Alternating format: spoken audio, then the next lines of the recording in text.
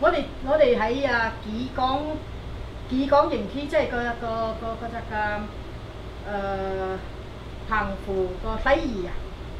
西義啊？係，我哋住西義。住西義啫，唔係。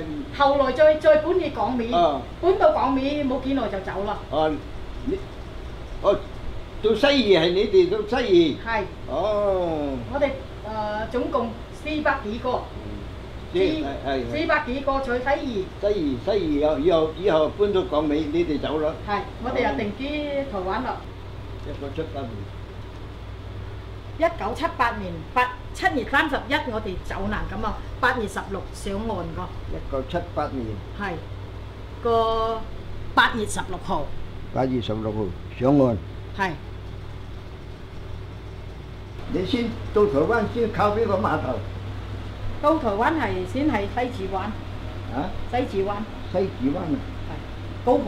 高雄。但係我個船係經過新加坡、泰國海、馬來西亞，正到台灣，正到高雄。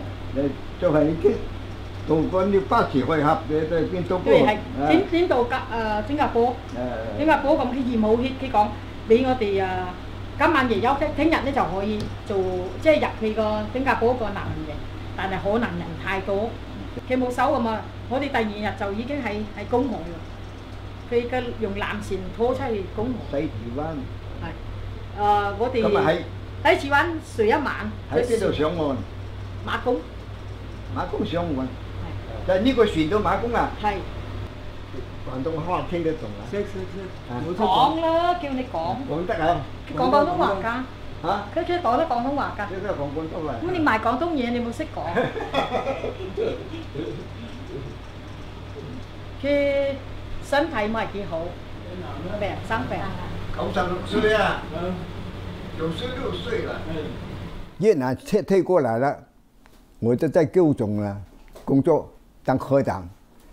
後來呢，中南半島的難民啊，就海漂回來，這樣子嘛，因為沒有好的機關來招待他，所以我們高雄呢就特別在澎湖設立一個難民中心，這樣子就開始民國66年6月16日開始，接待他第一批，一直到民國77年11月15號。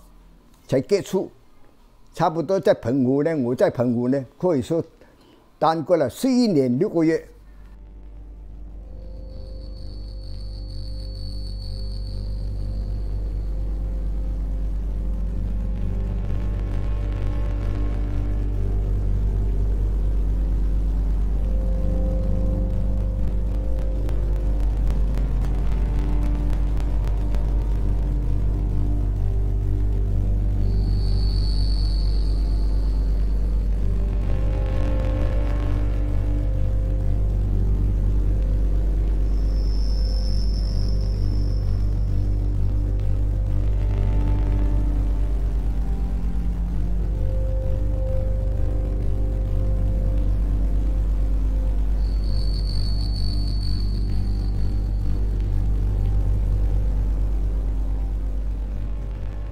那我还记得说第3个梦说难民要拆的时候，其实他就是只有这么一段话。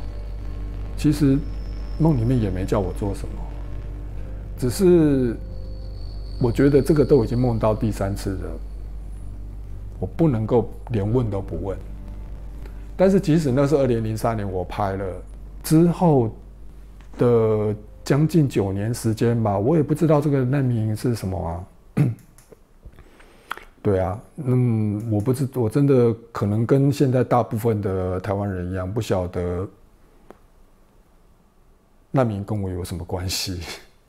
那我对东南亚也很陌生，我也不知道说这个越南跟我有什么关系，我也不知道这个 there 是指什么啊。然后我也不知道她这样一个曾经在红色高棉受难的女性跟我的生命会有什么关系啊？那为什么她会在梦里面跟我讲这个事？我真的不知道，完全不了解。那大概在2012年左右呢，那我多看到了一些资料，那找到一些我觉得想要去探索的方向哦，那所以才跟国家文艺基金会提案来开始这个纪录片的拍摄。所以这个案子从2013年通过到现在，那我们发展成3部曲的计划啊，片子一直没拍完啊，但是因为掌握到的线索越来越多，就延伸成2个纪录片跟1个实验短片的3部曲计划。